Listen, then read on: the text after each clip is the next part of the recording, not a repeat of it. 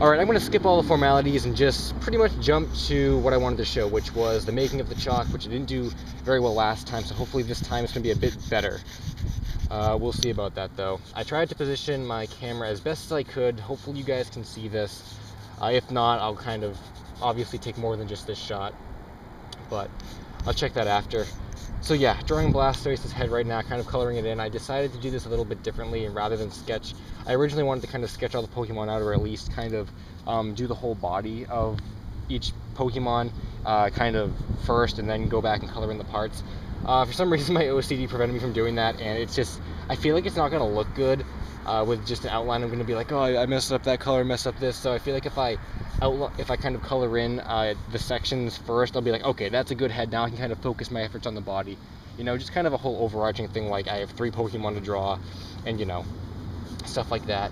But yeah, so I ended up actually taping my tripod, or taping my camera to my tripod, rather. I suppose it's the best solution I could come up with. I tried to kind of, you know, do some other things to make it work, and nothing really worked.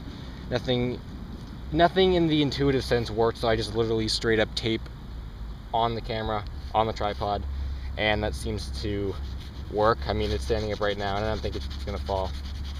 So, that's that. It's actually not my camera itself that's, well, no, it's not the, oh my god, already the heat is getting to me. It's not the tripod that's broken, it's the little nub in the camera that you screw onto the tripod. It must be frayed.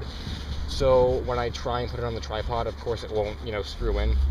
I don't know how to fix that because it's a little nub inside the camera, and the camera is rather small in itself, so, you know, I have no idea what I'm going to do about that. But like I said, tape works, so I'll just go with it. So far, I'm not really sweating too much. I know I said last time that, like, the more I talk, the more, you know, the sweatier I get, but it's actually not too, I think it's like 84 out today or so, but it's not very humid, so that's why I'm not really sweating a whole lot. Sure, I will, you know, after I'm done with Blastoise and move on to, like, Venusaur and stuff.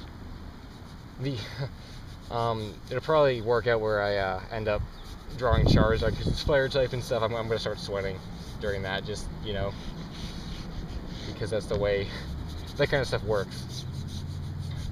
But yeah, I decided to go against my original Wind Waker chalk.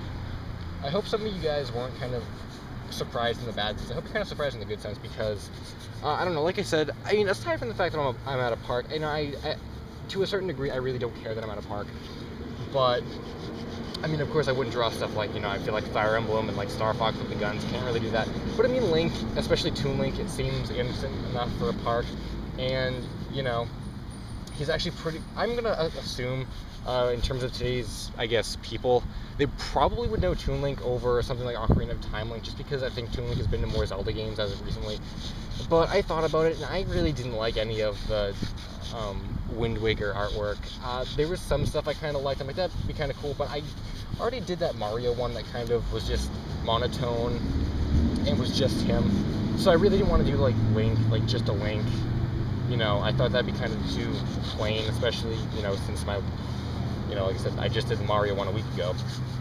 So I decided what else would a lot of people know, because it's not just like the kids and stuff that I have to kind of like be like, oh, I can't draw anything, you know, too graphic, but also kind of just the general consensus of people. It's like nice to know, like, oh, that's a Pokemon, you know, I've seen that. Whereas if I, like I said, draw Marth or Ike, it's like, well, who's that?